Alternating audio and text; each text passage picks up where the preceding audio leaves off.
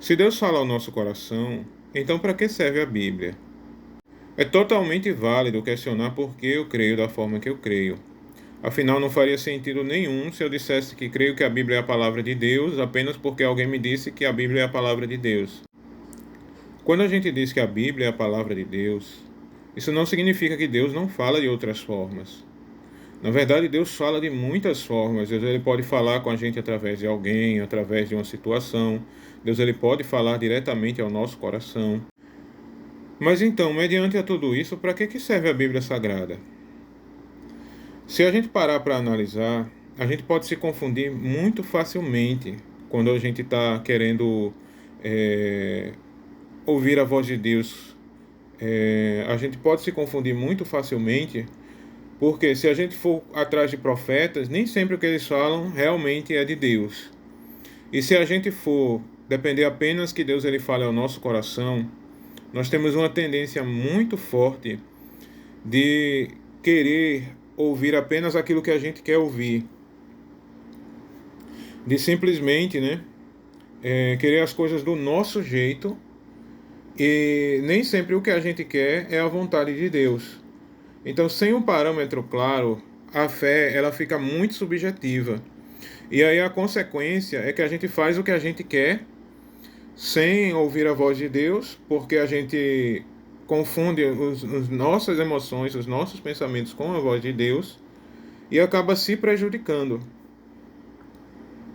A Bíblia, ela foi justamente algo que Deus ele deixou registrado através de vários profetas e autores inspirados por Deus, justamente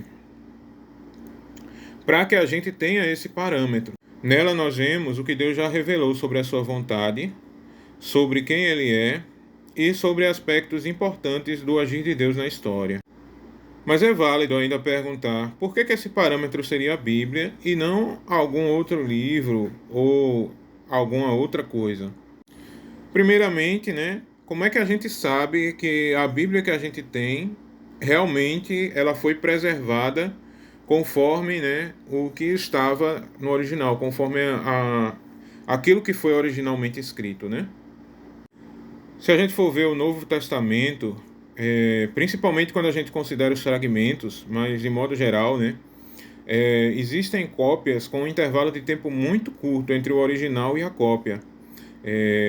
Tem-se cópias, do Novo Testamento, que são muito próximas no tempo do texto original, e isso mais do que qualquer outro escrito da história da humanidade.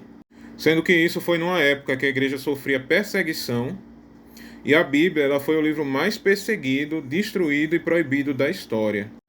Mesmo assim, dá para ver pelos exemplares antigos, que foi preservado esse texto. E quando a gente olha para o Antigo Testamento, um achado muito importante em relação a isso foi a descoberta dos pergaminhos do Mar Morto, que mostra que o texto, do Antigo Testamento ele foi preservado ali desde aquela época, que são manuscritos datados de antes de Cristo, de 2.300 anos atrás, 300 antes de Cristo. E nós vemos que aqueles manuscritos eles foram muito bem preservados. Em relação a essa questão de veracidade histórica da Bíblia Sagrada, eu recomendo que você procure na internet um arqueólogo brasileiro chamado Rodrigo Silva, que ele fala muito bem dessa questão. Independentemente da sua fé, eu acredito que o conteúdo dele vai agregar bastante conhecimento. Um outro diferencial da Bíblia Sagrada é que as coisas que são narradas nela têm relatos de testemunhas oculares. Por exemplo, todo o povo de Israel viu quando Deus ele falou com Moisés ali no Monte Sinai. Todo o povo de Israel viu aqueles sinais.